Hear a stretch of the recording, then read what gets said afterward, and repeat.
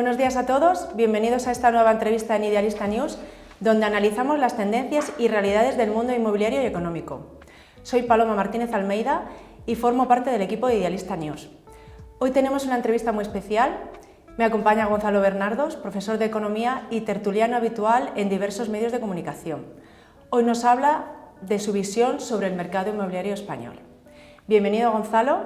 Encantado de estar aquí con vosotros en Idealista y muchas gracias por la entrevista, porque yo soy un firme seguidor de Idealista News. Paloma, el mercado inmobiliario español y los profesionales inmobiliarios os han de agradecer mucho la información que diariamente hacéis llegar. Realmente habéis cambiado el mercado inmobiliario y sobre todo, lo más interesante, lo habéis mejorado, porque todos los que os leemos día tras día aprendemos de vuestros artículos. Qué bien, muchísimas gracias. Pues es todo un orgullo escuchar estas palabras. Muchísimas gracias. Y gracias por acompañarnos. Gonzalo, para empezar, la primera pregunta y por aterrizar, ¿cómo está el mercado inmobiliario actualmente? Impresionante, es un festival. Mira, los motivos que hacen que sea un festival que va a tener final feliz, no final amargo, como fue después de lo que ocurrió en 2004-2007, son los siguientes. En primero, tenemos una gran demanda embalsada. Muy pocos jóvenes han comprado vivienda entre 2008 y la actualidad. Por lo tanto, si yo cojo y comparo las tasas de propiedad de los que están entre 30 y 44 años, en 2007 eran el 75%, casi el 76, 75,8%. En el 2023, último dato, el 57%. Si pongo los de 16-29 años que estaban independizados, en 2007 el 59%, ahora el 29%. Entonces, esto significa que si hay buenas condiciones financieras, tipo 2007, estaríamos hablando de 1,5 millones de hogares en demanda embalsada. Si hay malas condiciones financieras, 2023, estaríamos hablando de 1 millón. Claro, si este año, como mucho, se van a iniciar 170.000 viviendas nuevas, imagínate la demanda de reserva que tenemos, y si no suben mucho los tipos de interés en el futuro, los años en que el mercado inmobiliario era muy bien. Pero fíjate, y te lo digo muy rápido, otros temas. Pues mira, otros temas es que el mercado de alquiler, el gobierno lo ha matado. Prácticamente se ha transformado en marginal. La gran ayuda que están haciendo los padres a los hijos para comprar vivienda, la bajada de los tipos de interés, el aumento del crédito bancario y finalmente España está de moda. Compran muchos extranjeros. Estamos en máximos históricos, tanto en porcentaje como en volumen de compra de extranjeros. Has hablado tanto de venta como de alquiler. ¿Cómo crees que va a evolucionar la vivienda tanto en venta como en alquiler durante todo este año? Mira, la vivienda en venta vamos a conseguir 825.000 viviendas vendidas. Yo siempre doy datos del Ministerio de Fomento, no de los registradores, porque no todas las viviendas en España se registran. Puede haber una diferencia de 50, 60.000 viviendas en el momento actual. Entonces, 825.000 viviendas, pasar de 800.000 solo se ha conseguido entre el 2004 y 2007. Todos los años posteriores no hemos llegado. De esas 825.000, creo que 725.000 serán nuevas. Esto significa máximo histórico, 725.000 serán usadas. Esto significa máximo histórico de viviendas de segunda mano. Y 100.000 serán nuevas. Entre otras cosas porque se ha producido muy poco en los últimos años. El incremento del precio de la vivienda nueva superará el 15%. El de la vivienda usada excederá por poco en el 12%. El incremento del 15% es debido a que prácticamente cada promotor, por cada vivienda que tiene a su disposición, tiene entre 3 o 4 interesados. Estamos asistiendo cómo las viviendas nuevas son vendidas en muchos lugares, si van destinadas a clase media-baja y no pasan de los 300.000 euros, antes de que les dé el ayuntamiento la licencia de construcción. Por ejemplo, en Zaragoza, los nuevos barrios, Valdespartero, Arcosur, muchas promociones tienen prácticamente todo vendido, les pueden quedar una o dos viviendas y aún no han conseguido la licencia de construcción. Esto significa que demanda hay muchísima y vamos a ver cómo, a medida en otras promociones que pasa el periodo de construcción, los precios van al alza y al alza. Y el precio del final, cuando ya está edificado el edificio, respecto al precio inicial, igual puede haber entre un 10 y un 20% de incremento. Esto pasaba muy frecuentemente en la etapa de la burbuja. Pero aquí es diferente. Aquí pasa no porque haya una demanda excesiva, derivada de que los bancos han concedido crédito a quien no debían dárselo, sino aquí pasa porque la oferta es escasa. Esta es la gran diferencia y lo que hará que el ciclo alcista en estos momentos no acabe como acabó el del 2004-2007. ¿Y el mercado de alquiler cómo va a evolucionar? Al alza, Paloma. Mira, Paloma, el año pasado, por primera vez en la historia de España, tuvimos máximo histórico del precio del alquiler en las 52 capitales de provincia. Respecto a este año sabemos tres cosas. Sabemos que la gente se seguirá muriendo, que seguiremos pagando impuestos y que el precio del alquiler seguirá subiendo. ¿Por qué? Porque el gobierno se ha encargado de ponerle todas las dificultades habidas y por haber a los propietarios. Lo primero que te dice es que no quiere fondos de inversión que compren vivienda. Pero si lo que necesitamos es un incremento de oferta y el fondo de inversión pone esas viviendas en alquiler y por lo tanto incrementa la oferta. Y el fondo de inversión no obliga a nadie a alquilarle sus viviendas. Y cualquier incremento de oferta lo que te hace es que los precios suban menos o que bajen más según la coyuntura económica. En segundo, tiene a la inmensa mayoría de propietarios con pánico inmobiliario. El pánico inmobiliario es que alguien se te declare vulnerable y no le puedas cobrar durante, pese a saber cuánto tiempo. Las órdenes siempre a los agentes inmobiliarios que hacen los propietarios es alquila a quien quieras, pero sobre todo te pido que no se declare vulnerable.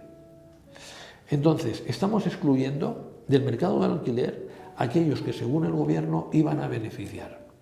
Que íbamos a beneficiar a la gente con menos recursos y es la que estamos excluyendo. Fíjate, me voy a Cataluña, que tienen el control de alquileres. La situación es esperpéntica.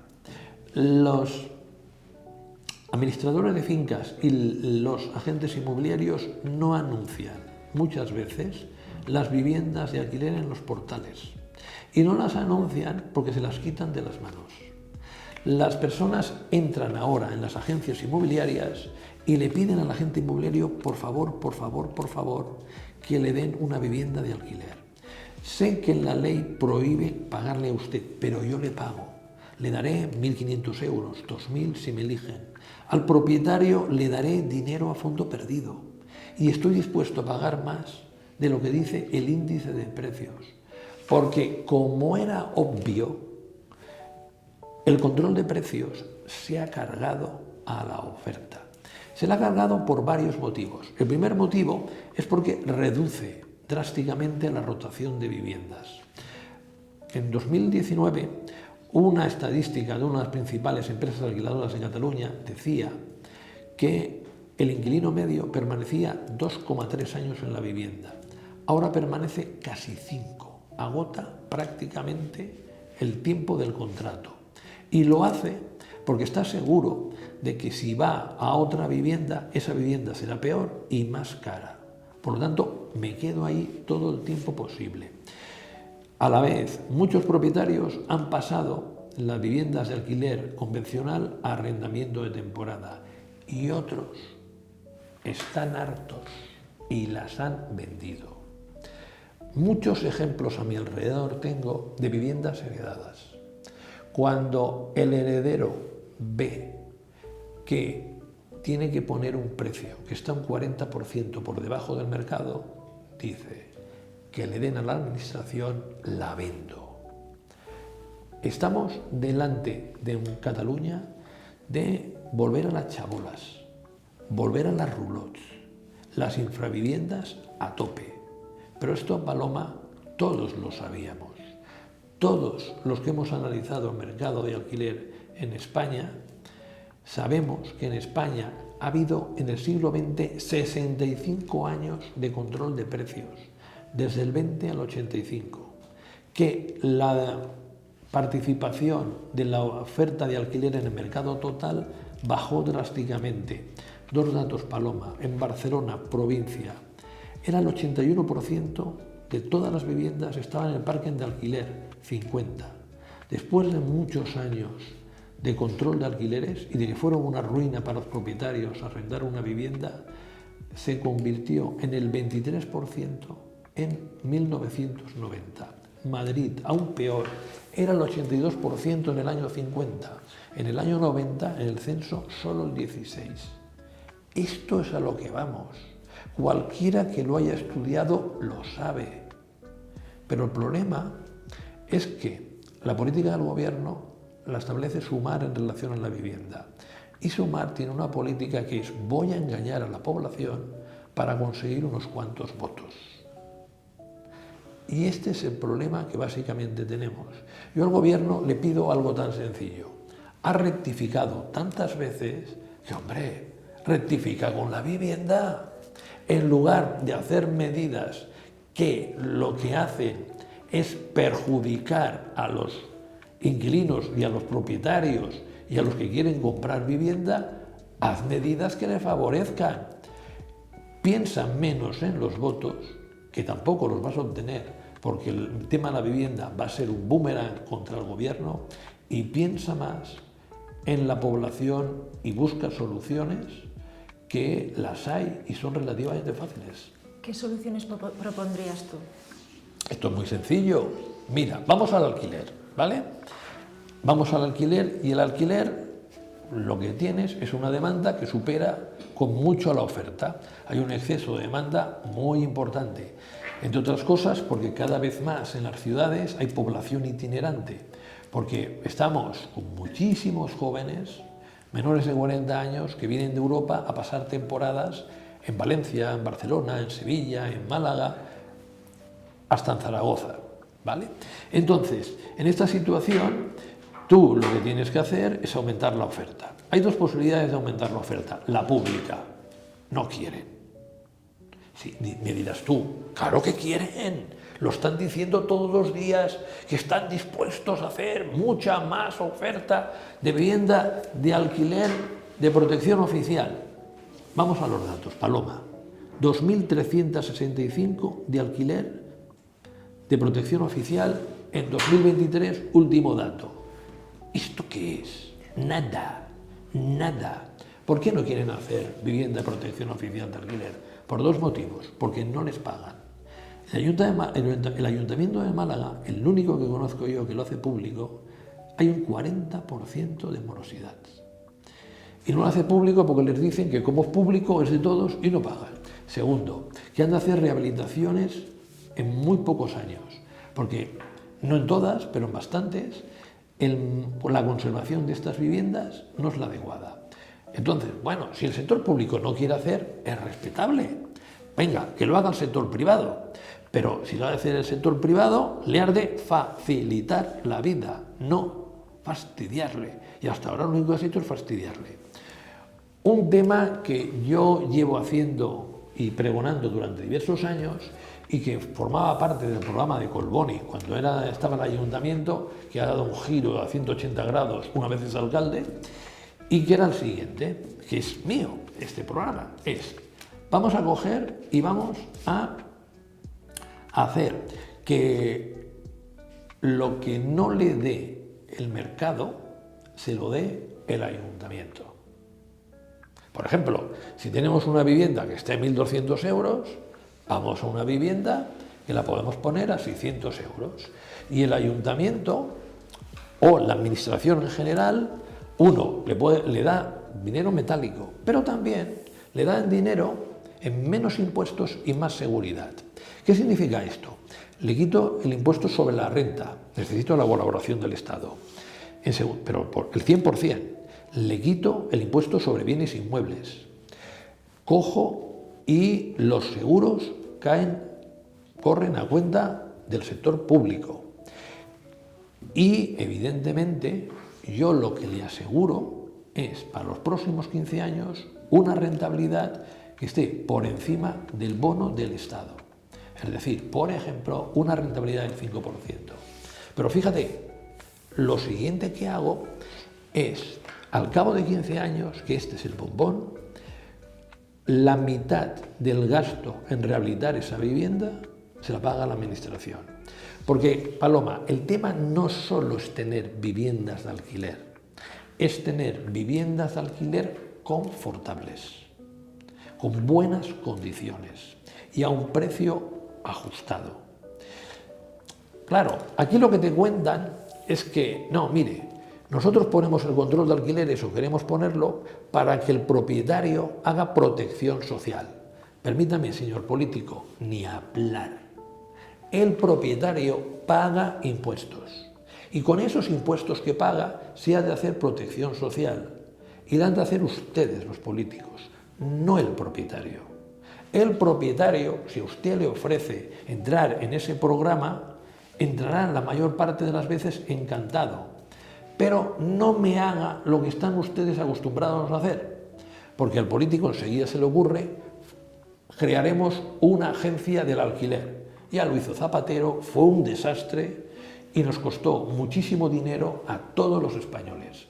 Entonces, lo que hay que hacer aquí, en ese programa, es reunir a las principales alquiladoras del país, las que gestionan los grandes patrimonios, y decirle, oye, por cada vivienda que entre en ese programa, os pagamos un dinero. Lo gestionáis el programa vosotras. Y cuando haya que desahuciar a alguien, lo desahuciáis. Nosotros, la administración, pagamos y regulamos. Y oye, a mí que esas viviendas de este programa no haya ni una, ni en Chamartín, ni en Chamberí, ni en Salamanca, me parece genial. Por lo que tiene que ser es en los distritos donde vive la clase media-baja. En los distritos, en el distrito de Salamanca, alguien quiere pagar 3.000 euros por una vivienda, que lo pague y centremos la aportación de la administración en los distritos de clase media-baja para que el propietario obtenga una rentabilidad equivalente a los distritos caros, pero que le cueste mucho más barato y asequible al inquilino. Claro, esto tienes que poner dinero, pero es que es así la vida.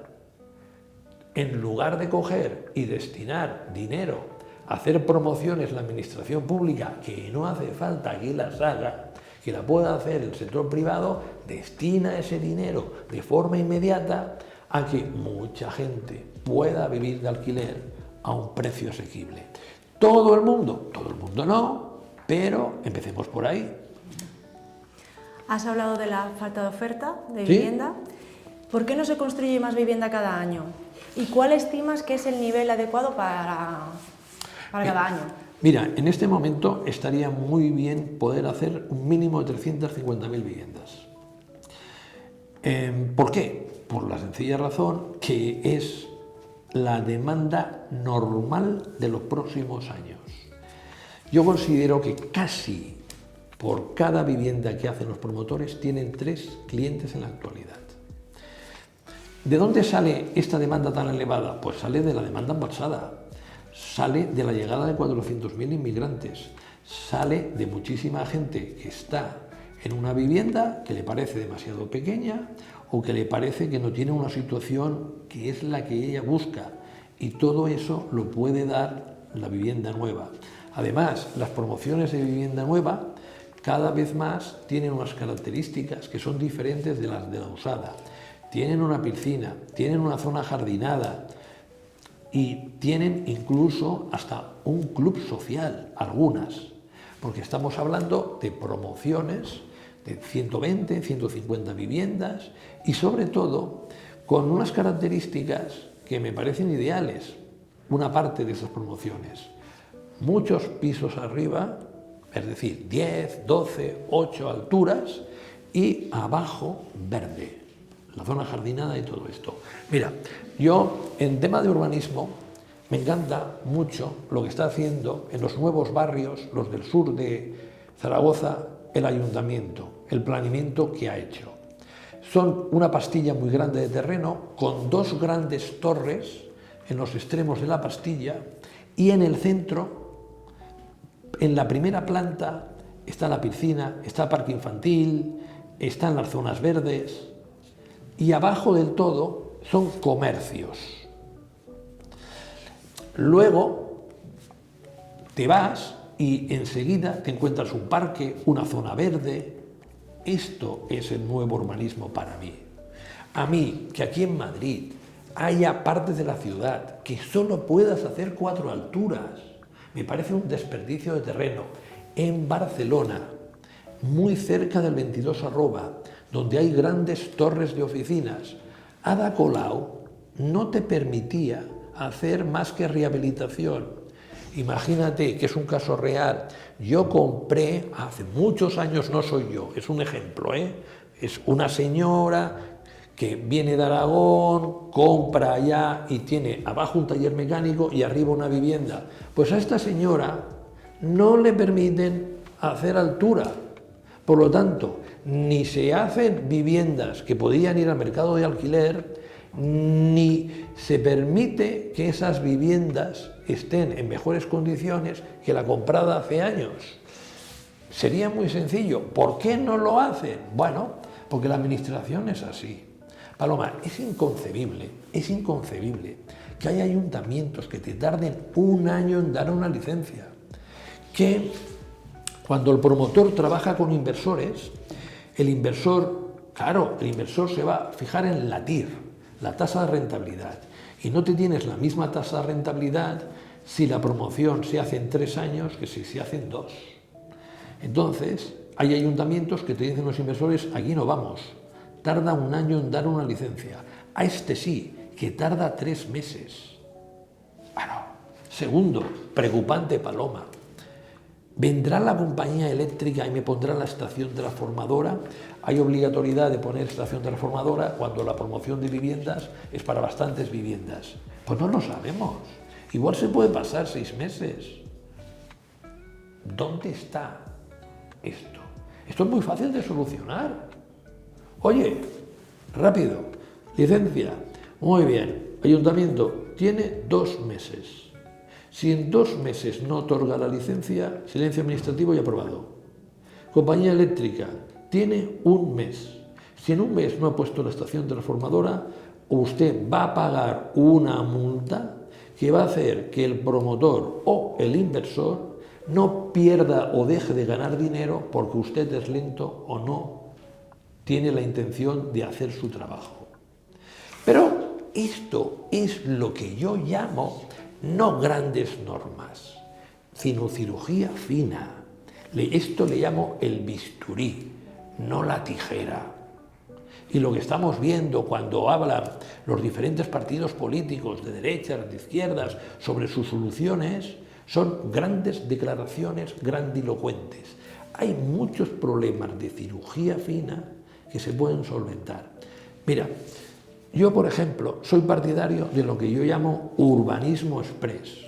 Cuando esto le explico a los políticos, les encanta, pero nadie piensa hacer nada. ¿Qué es el urbanismo express? Es cambiar el suelo agrícola residencial en un plazo de 3 años. Actualmente tardamos más de 10. Y la idea es muy sencilla. En primer lugar, que no sea necesariamente el propietario el que tiene que hacer la urbanización, es decir, el regreso del agente urbanizador. Estamos ante una situación de emergencia social por falta de vivienda. No podemos poner medidas conservadoras para solucionar un problema principal. Hemos de ser atrevidos. Atrevimiento, vuelve el agente urbanizador. ¿Vale? Cuando este agente urbanizador coge y entra y tiene un planeamiento, la administración le ha de coger y le ha de dar el visto bueno en un año. Si la administración no se lo da, licencia concedida por silencio administrativo y planeamiento consolidado. Claro, me dirás, ostras, esto implica cambiar algunas cuantas leyes. Estoy de acuerdo. Esto implica cambiar el urbanismo tal y como lo conocemos. Estoy de acuerdo. Pero la pregunta es, ¿vale la pena ser atrevido para solucionar el gran problema que tenemos?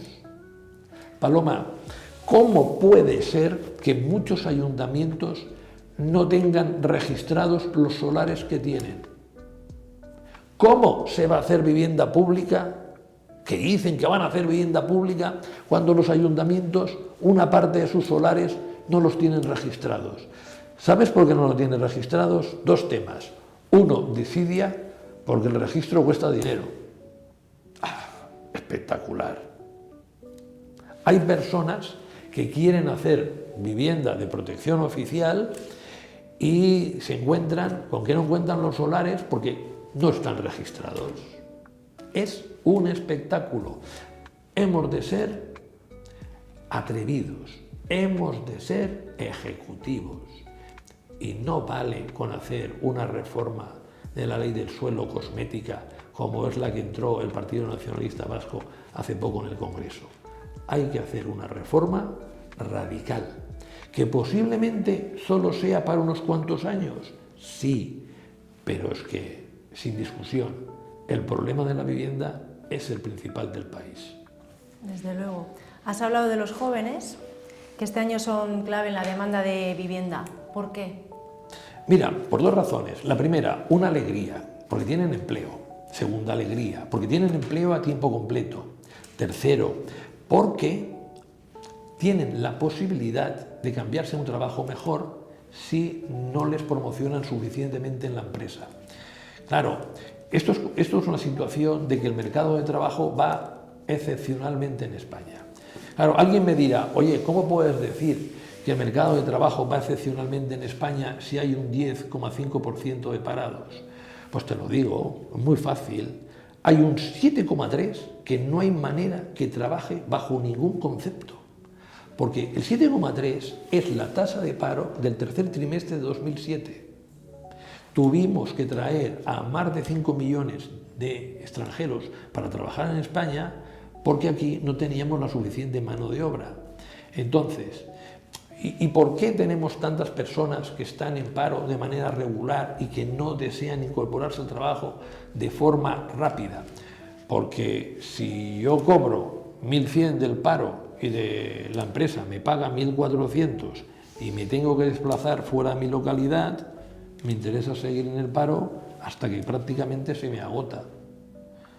Entonces, a partir de aquí, es que el 10,5 de verdad es un 3,2. Esto es un nivel de paro bajo y necesitamos personas que vengan del extranjero a trabajar aquí. Por eso los jóvenes tienen la capacidad de tener empleo a tiempo completo, incluso de cambiarse. Vale, hemos solucionado un problema, pero tenemos un segundo problema. El segundo problema forma parte de la diferente manera que vivimos. Mira, años 80, años 90. Tú tienes una novia, cada uno en su casa, vas ahorrando y al final, después de 3, 4 años de ahorro, puedes comprar la primera vivienda. Porque tienes el ahorro necesario para financiar aquello que no te presta el banco. Pero ahora no. Ahora conoces a una chica en la discoteca y a los 3 meses te vas a vivir con ella.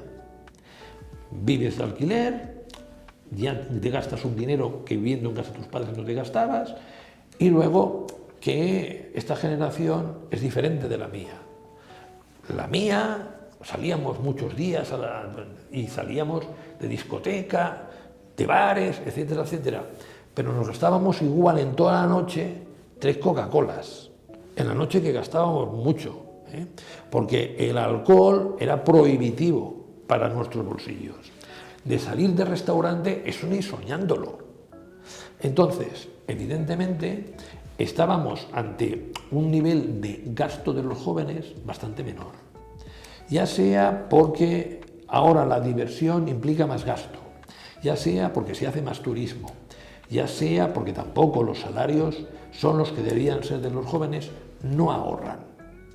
Entonces, el mundo en España se divide en dos: los que los padres tienen dinero y le dejan dinero, y le pueden dejar por una donación en aquellos lugares donde está escasamente grabado o no grabada las donaciones en España, comunidades autónomas, o le pueden dejar por préstamo entre particulares, que el tipo de interés puede ser cero, que te lo pueden devolver en la última cuota al cabo de 10 años. Y cuando pasen 10 años y no tiene dinero el hijo, le haces otro préstamo de 10 años. Y que Hacienda no se mete con esto, que es perfectamente legal. De esta manera, los que tienen padres con dinero, el padre, la madre, le pone lo que no le financia el banco. En las comunidades donde es más caro el ITP, el 31%, y el resto lo pone el hijo, pero lo pone el hijo a través de un préstamo. Claro, el hijo ahorra dinero, porque en las 52 capitales de provincia es más barato pagar una cuota hipotecaria que pagar un alquiler. Por lo tanto, esos lo tienen el problema solucionado. Y estos son los que más van a comprar vivienda en 2025. Vamos a ver una luz, porque el padre y la madre tienen un hijo de 36 años y le dice: deja de tirar el dinero, ¿qué necesitas? Chequera y ya está. Y el hijo encantado, porque es que pagan menos. Vamos a los que no tienen dinero los padres. Hay una medida que está muy bien por parte del gobierno, que es dar el 100% del precio de la vivienda como hipoteca gracias al aval gubernamental. Como el aval es gubernamental, los bancos no tienen que provisionar extra por dar una hipoteca por el 100%. Por lo tanto, los bancos encantados de darla por el 100%, porque les resulta a efectos de su contabilidad lo mismo que dar una hipoteca normal. Pero el problema es que esta medida, Paloma, se anunció por parte de Pedro Sánchez en mayo de 2023. Un periodista amigo mío, porque yo le dije, pregunta en octubre del 24 cuántas hipotecas se han dado. Una. Pregunta en diciembre de 2024 cuántas hipotecas se han dado. Mira, Gonzalo, me dicen que se han dado tan pocas que no dan números. Paloma, una buena medida que se podía haber hecho antes, sí, pero da igual, más vale tarde que nunca, que no está llegando. ¿Y por qué? La administración es más lenta que el caballo del malo. Es increíble. Yo trabajo en una administración, sé lo que es. Paso más tiempo haciendo papeles que con mis alumnos. Y lo que yo quiero y para lo que me convertí en profesor es para estar con mis alumnos, porque estar con ellos es disfrutar y pasármelo bien. Hacer burocracia es una tortura. Pero esto, todo el mundo que trabajamos en la administración tenemos la misma queja. No puede ser que una muy buena idea, una idea que cambia la vida de muchísimas parejas, no se lleve en práctica por la lentitud. El gobierno quiere regular los alquileres de temporada y turísticos para aumentar la oferta de viviendas de alquiler a largo plazo. ¿Qué opinión te merece? Pues que es populismo puro, Paloma. Es que están empeñados. Mira, acuérdate, hemos denegado las Golden Visa, las retiraremos. Pedro, que han sido un fracaso. Que Golden Visa no han llegado a 15.000 en 11 años. Y que el que compra una vivienda de Golden Visa tiene que pagar por ella 500.000 o más euros. que ningún joven compra esa vivienda, que no van a poder acceder más los jóvenes a comprar la vivienda porque se eliminen las Golden Visa, que ha sido un fracaso absoluto. Entonces, segundo, vamos a arrear contra las viviendas de uso turístico. Paloma, que es el 1,5%. El 1,5% del parque de viviendas. Por ejemplo, en Barcelona, el alquiler con Ada Colau subió más del 70% y las viviendas de uso turístico bajaron en 600, de 10.400 a 9.800. El mercado total de viviendas en Barcelona debe estar en las 825.000. ¿De verdad que 8.400 viviendas hacen mover los precios de forma mágica? Por favor. Pero hay que buscar culpables. El culpable de lo que está sucediendo es obvio. Son los políticos de uno y otro lado, que han comprado el diagnóstico de Podemos. Hay demasiadas viviendas, hay que hacer menos, ya la tenemos. El país está enladrillado, hay que desenladrillarlo, ya lo tenemos. ¿Y qué es lo que tenemos? ¿Qué es lo que tenemos después de hacer tanto caso PSOE y PP a Unidas Podemos? Tenemos que la vivienda es el principal problema para los ciudadanos de España. Líder absoluto en el barómetro del CIS. Más del 30% considera que es uno de los 3 principales problemas. Y increciendo. Atención, Paloma, más del 30%. ¿Sabes cuántos consideraban que la vivienda estaba en uno de los 3 principales problemas cuando llegó Pedro Sánchez, año 2018? El 1,5%. ¿Y qué número de problema era? El 15%. Oiga, gobierno, ustedes que rectifican tanto, rectifiquen en materia de vivienda. Miren el 2018. La vivienda era un problema, pero pequeño. Miren ahora que es el principal problema. Miren que desde el 18 han seguido las indicaciones de Unidas Podemos y Sumar. Y lo que han hecho son políticas populistas. ¿No es hora de rectificar? Evidentemente sí. Y ya no les viene de aquí. Han rectificado con muchas cosas. Rectifiquen en materia de vivienda. En el arranque del año, tanto el Gobierno como el principal partido de la oposición han presentado medidas para hacer frente al problema de la vivienda. ¿Cuáles crees que son las más acertadas? Hombre, mira, yo creo que a las dos les falta, como te he contado antes, cirugía fina. Ir a problemas pequeñitos, pero que entorpecen mucho la producción de viviendas. Tratar mucho mejor al propietario de lo que se le está tratando y hacer que este propietario aumente mucho el parque de viviendas de alquiler. Pero aquí hay 2 diferentes concepciones. Una, la concepción del PP es que hay que aumentar la oferta, va en buena dirección, y tratar algo mejor el propietario. La concepción del PSOE, vamos a ganar votos a corto plazo con la política de vivienda, aunque signifique que la empeoramos, el acceso. Pues evidentemente, yo soy un pragmático. Paloma, yo soy socialdemócrata. Ideológicamente estoy mucho más cerca de un PSOE tradicional que del PP, pero es que aquí no, el PSOE lo está haciendo francamente mal por seguir las indicaciones de Unidas Podemos. Y el PP va en una mejor dirección que el PSOE. Pero esto no es hacer 4 declaraciones, no, es cambiar por completo la manera en que se genera suelo en España, para que sea todo mucho más rápido, para que no tengamos que esperar 14 años, para que nadie tenga que coger y cuando pone el dinero en un suelo agrícola convertible en residencial, no sepa cuándo le llegará. Te pongo otro ejemplo. Ayuntamiento de Sant Cugat, antigua alumna del máster que yo dirijo.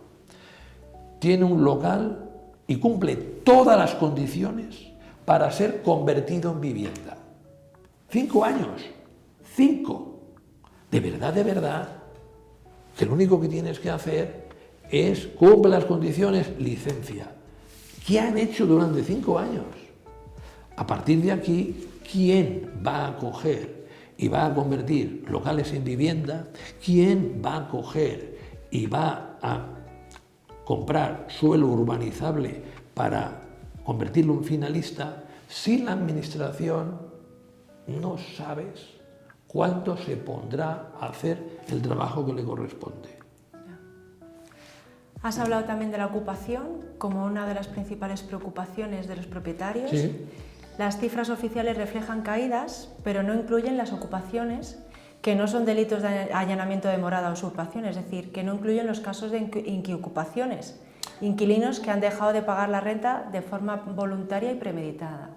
Mira, Paloma, cualquiera que tenga un amigo policía, como mínimo alguno que tengo yo, te dice, si te ocupan la vivienda, ni denuncies. Ves a Desocupa y compañía. ¿Por qué? Porque no podemos hacer nada. Entonces, ¿qué está ocurriendo? Pues que la gente no está denunciando las ocupaciones. Y los medios oficiales dicen, es que hay ocupaciones que son muy bajas. Dice, España, en materia de ocupación, la legislación es una excepción dentro de Europa. Dentro de Europa, tú lo que haces es, oiga, mire, ha ocupado este señor la vivienda, vale, certifíqueme que es propiedad suya, aquí tiene la escritura, vale, voy al inquilino, certifíqueme usted que tiene un contrato de alquiler, no lo tengo, mañana en la calle. Así, así. Es decir, podemos hacer juzgados especializados en este tema, que no se necesitan tantos, en el que prácticamente en una semana la ocupación se acabe. Pero no lo queremos hacer, porque otra vez lo mismo. Para Unidas, Podemos y Sumar, los ocupas son muy simpáticos. Para Unidas, Podemos y Sumar, hay un derecho a la vivienda que supera al derecho a la propiedad. No. La Constitución reconoce explícitamente la propiedad privada y la salvaguarda. Este derecho a la tenencia de una vivienda es absolutamente etéreo. Es clarísimamente en la Constitución, según mi parecer, un acto de buena voluntad más que una realidad. Entonces, vuelve a ser lo mismo. Si los propietarios tienen miedo, no ponen viviendas en alquiler, las retiran. Si hay pocas viviendas en alquiler y la demanda es la misma, el precio sube, sube y sube. ¿Por qué no cambiamos? ¿Por qué a ese propietario no le protegemos? Porque proteger al propietario es proteger al inquilino. Cuanto más propietarios pongan viviendas en alquiler, más barato será el alquiler. ¿Sabes qué te dicen? Gonzalo, ¿pero qué me estás contando? ¿Cómo yo, partido de izquierdas, voy a coger y voy a ayudar al propietario? Eso me cuesta votos. Pero hombre, si a medio plazo ese inquilino tendrá viviendas más baratas, a mí lo que me interesan son las próximas elecciones. No me cuentes a medio plazo.